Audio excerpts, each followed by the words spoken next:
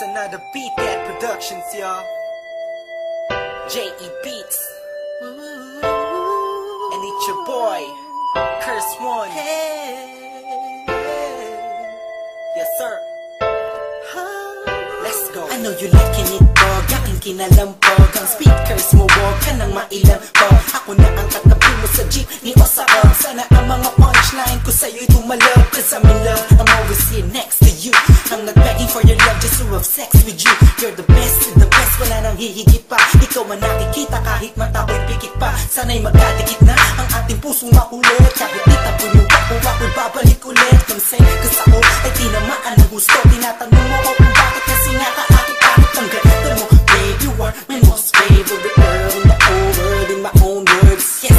At wala nang iba pa sa dami ng babae sa mundo, kakaiba ka. Kaya palagi kang tinatanaw, kahit malayo ay palagi kang sinusundan.